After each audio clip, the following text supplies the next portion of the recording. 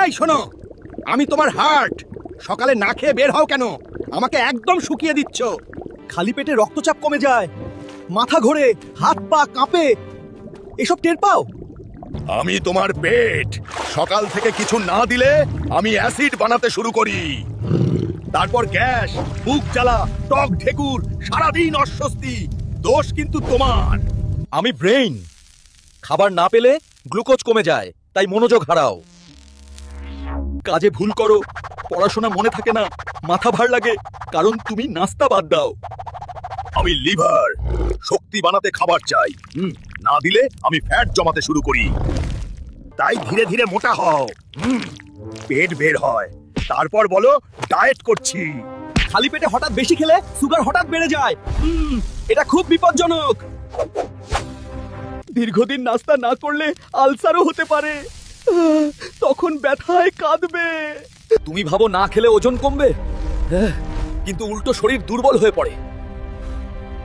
খাবার না পেলে আমি শক্তি পাই না, তাই ক্লান্ত লাগে, হাঁটতেও কষ্ট হয়। মেজাজ খারাপ হয়, রাগ বেড়ে যায়, ছোট ব্যাপারেও চিৎকার করো। বুঝতে পারো কেন? খালি পেটে স্ট্রেস হরমোন বাড়ে, এতে আমার উপর চাপ পড়ে অনেক। তারপর হঠাৎ জাঙ্ক ফুড খেতে ইচ্ছে করে।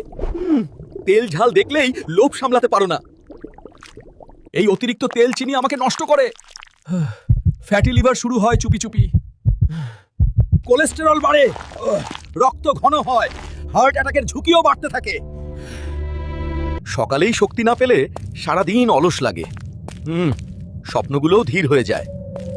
তুমি ভাবো সময় বাঁচাচ্ছ, আসলে নিজের ক্ষতি করছো প্রতিদিন। তাই আজ থেকে বদলাও অভ্যাস। আমাকে একটু ভালোবাসো প্লিজ। প্রথম কাজ, ঘুম থেকে উঠে 1 গ্লাস হালকা গরম পানি খাও, শরীর জেগে উঠবে। দ্বিতীয় কাজ, ডিম, কলা বা ওটসের মতো হালকা স্বাস্থ্যকর নাস্তা করো, শক্তি পাবে। মনে রাখো, সকালবেলার নাস্তা মানেই শক্তি, ফোকাস, সুস্থ জীবন। কাল থেকে বাদ দিও না।